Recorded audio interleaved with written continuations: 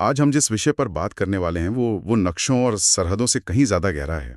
ये एक सवाल है कि जब किसी संस्कृति की ज़मीन एक ऐसे देश का हिस्सा बन जाए जिसकी पहचान शायद उससे पूरी तरह मेल ना खाती हो और उसके लोग दुनिया भर में बिखर जाएं, तो वो संस्कृति जिंदा कैसे रहती है।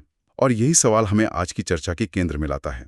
सिंध विदाउट हिंद सुनने में सिर्फ एक नारा लगता है ना, लेकिन इसमें इतिहास, दर्द और पहचान की कई परतें छिपी हुई हैं। हमारे आज के स्रोत इसके ऐतिहासिक, राजनीतिक और सांस्कृतिक धागों को एक एक करके खोलते हैं। तो चलिए इस पर गहराई से बात करते हैं, समझने की कोशिश करते हैं कि सिंध की इस अलग पहचान का असल मतलब क्या है। तो शुरू यहीं से करते हैं। सिंध विदाउट हिंद, इसका मतलब सिर्फ हिंदुस्तान के बिना सिंध तो नहीं हो सकता।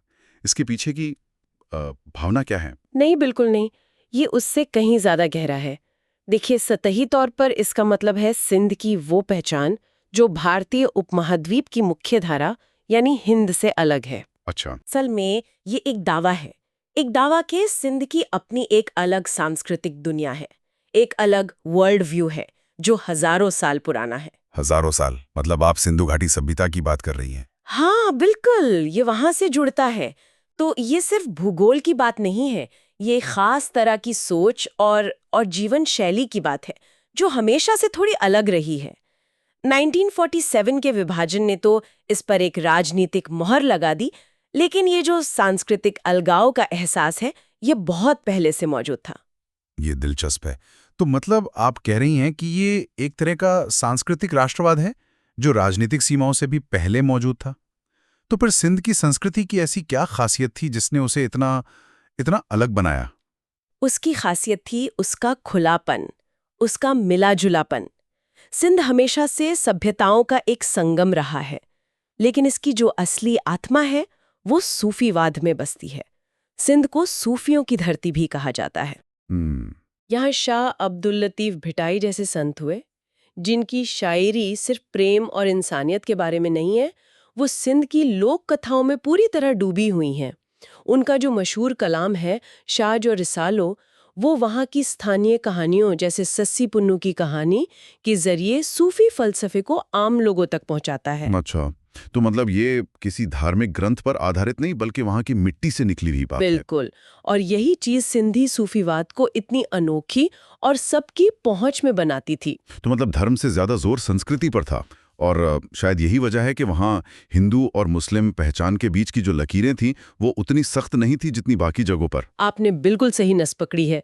सिंध की सबसे बड़ी खूबसूरती ही यही थी।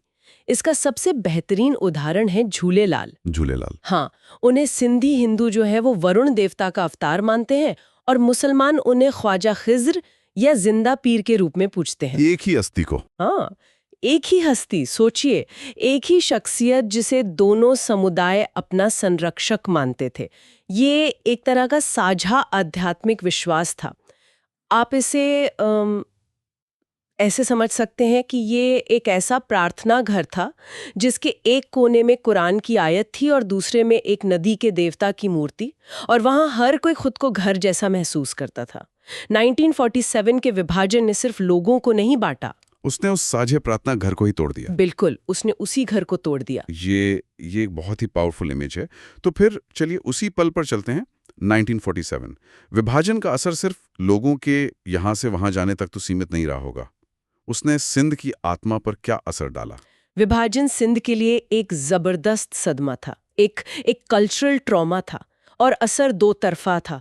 लाखों सिंधी हिंदू जिनका उस जमीन से सदियों का रिश्ता था, वो रातों रात बेघर हो गए। उन्हें भारत आना पड़ा जहां वो शरणार्थी थे। उनकी जमीन छूट गई, उनकी संस्कृति की जड़ें कट गईं। ये एक बहुत बड़ा नुकसान था। लेकिन कहानी का एक दूसरा पहलू भी है जिसे अक्सर नजरअंदाज कर दिया जाता है। और वो क्या है? वो है उन सिंधी मुसलमानों का अनुभव जो वहीं रह गए। उनके लिए सिंध तो रहा, लेकिन वो सिंध नहीं रहा जिसे वे जानते थे। उनका सामाजिक ताना बाना बिखर गया। उनके पड़ोसी, उनके दोस्त जिनके साथ वो होली, दिवाली और ईद मनाते थे, वे चले गए। और उनकी जगह भारत से आए उर्दू बोलने वाले मुहाजिरों ने ले ली। तो सिंध की अपनी भाषा, अपनी संस्कृति एक नए देश पाकिस्तान की बड़ी और हावी पहचान के नीचे दबने लगी। तो ये एक तरह की दोहरी त्रासदी थी। दोहरी त्रासदी। हाँ, एक समुदाय ने अपनी जमीन खो दी और दूसरे समुदाय ने अपनी ही जमीन का चरित्र ही खो दिया। हाँ, ये सोचने का एक बिल्कुल नया नजरिया है। मतलब दोनों ही तरफ एक तरह का सांस्कृतिक खालीपन पैदा हो गया। एक अपनी जड़ों से कट गया और दूसरा अपनी ही जड़ों के आसपास की मिट्टी को बदलते हुए देख रहा था। और इसी खालीपन और पहचान के संकट का आज की राजनीति पर भी असर दिखता होगा। हमारे स्रोत बताते हैं कि हाल ही में कुछ राजनीतिक बयानों ने इस पूरे मुद्दे को फिर से हवा दे दी है। हाँ, और यहीं पर ये कहानी और भी उलझ जाती है। हाल के कुछ सालों में भारत में कुछ राजनीतिक आवाजें उठी हैं जो अखंड भारत की बात करती हैं, जिसमें सिंध को वापस भारत में मिलाने जैसी बातें भी शामिल होती हैं। अब हमारे स्रोत ये साफ करते हैं कि इन बयानों का जमीनी हकीकत से कोई लेना देना नहीं है। ये ज्यादातर प्रतीकात्मक हैं। प्रतीकात्मक? अगर ये सिर्फ प्रतीकात्मक हैं, तो फिर इनका मकसद क्या है? ये किसे संदेश दे रहे हैं? देखिए, ये बयान दोनों देशों के राष्ट्रवादी विमर्श को और मजबूत करते हैं। ये उन भावनाओं को भुनाते हैं जो विभाजन को इतिहास की एक गलती मानती हैं। लेकिन इसका सबसे बड़ा नुकसान ये होता है कि सिंध के लोगों की अपनी आवाज़, उनकी अपनी इच्छाएं, वो इस राजनीतिक शोर में कहीं खो जाती हैं। सही बात है। यह बहस दिल्ली और इस्लामाबाद के बीच की एक बड़ी लड़ाई का हिस्सा बन जाती है और सिंध के आम लोगों से कोई नहीं पूछता कि वो कहते हैं। और शायद सिंध के अंदर भी अपनी पहचान को लेकर कई अलग अलग विचार होंगे। ऐसा तो नहीं होगा कि सब एक ही बात सोचते हों? बिल्कुल। सिंध के अंदर सिंधी राष्ट्रवाद की कई धाराएं हैं। कुछ लोग ज्यादा स्वायत्तता चाहते हैं, कुछ अपनी भाषा और संस्कृति को बचाने के लिए लड़ रहे हैं और कुछ पाकिस्तान की मौजूदा व्यवस्था से खुश भी हैं। ये एक बहुत ही जटिल एक इंटरनल पिक्चर है। जब बाहर से, चाहे वो भारत हो या पाकिस्तान का संघीय ढांचा, कोई एक नैरेटिव थोपने की कोशिश की जाती है तो वो इस जमीनी हकीकत को नजरअंदाज कर देती है। ये सिंध की कहानी को बस भारत पाकिस्तान के चश्मे से देखने की कोशिश है, जो उसके साथ सबसे बड़ा अन्याय है। तो अगर हम इस राजनीतिक शोर से परे देखें और सिंध की उस असली पहचान पर वापस लौटें जिसकी हम बात कर रहे थे, वो मिलीजुली संस्कृति, तो क्या विभाजन के 75 साल बाद भी उसका कुछ हिस्सा बचा है, या वो सब अब सिर्फ किताबों और यादों में ही जिंदा है? नहीं, वो जिंदा है। बेशक उसे बहुत नुकसान पहुंचा है, लेकिन वो खत्म नहीं हुई है। वो आज भी सिंध की लोक कलाओं में, उसके संगीत में जिंदा है। आप सिंधी संगीत सुनिए, उसमें आपको सूफी कलाम और भक्ति की परंपरा का एक अद्भुत मिश्रण मिलेगा। आबिदा परवीन जैसी कलाकार जब शाह अब्दुल लतीफ का कलाम गाती हैं, तो वे उसी साझा विरासत को आवाज दे रही होती हैं। और भाषा का क्या? क्या सिंधी भाषा इस विरासत को सहेजने में कोई भूमिका निभा रही है? बहुत बड़ी भूमिका। सिंधी भाषा अपनी खास अरबी लिपि के साथ उस पहचान का एक बहुत बड़ा प्रतीक है। भारत में भी जहाँ सिंधी समुदाय देवनागरी लिपि का भी इस्तेमाल करता है, वे अपनी भाषा को जिंदा रखने के लिए संघर्ष कर रहे हैं। ये भाषा ही है जो उन्हें उनकी जड़ों से जोड़े रखती है। इसके अलावा सिंध के अंदर आज भी कई दरगाहें और मंदिर मौजूद हैं जहां उस मिलीजुली संस्कृति की झलक दिखती है। हो सकता है कि पहले जैसा खुलापन ना हो, लेकिन वो आत्मा अभी भी वहां की मिट्टी में मौजूद है। ये लचीलापन, ये रेजिलियंस ही सिंध की सबसे बड़ी ताकत है। तो अब तक की हमारी बातचीत को अगर मैं समेटने की कोशिश करूं, हमने देखा कि सिंध विदाउट हिंद का विचार सिंध की एक अनूठी सूफी प्रभावित मिलीजुली पहचान से जुड़ा है। फिर विभाजन ने इस पहचान पर एक गहरा ढाव दिया, जिससे एक दोहरी त्रासदी पैदा हुई, और आज ये पहचान भारत और पाकिस्तान के बड़े राजनीतिक विमर्श के बीच अपनी जगह तलाश रही है। इन सारी जटिलताओं को देखते हुए सिंध का भविष्य कैसा दिखता है? आगे का रास्ता क्या हो सकता है? देखिए, भविष्य किसी एक चीज पर तो निर्भर नहीं करता, लेकिन अगर हम स्रोतों से मिले संकेतों को जोड़े तो 3 चीजें बहुत जरूरी नजर आती हैं। पहली है संवाद। हाँ, सिंध के लोगों के बीच आपस में और सिंध का पाकिस्तान के बाकी हिस्सों और भारत के साथ भी एक स्वस्थ और खुली बातचीत का माहौल बनाना होगा।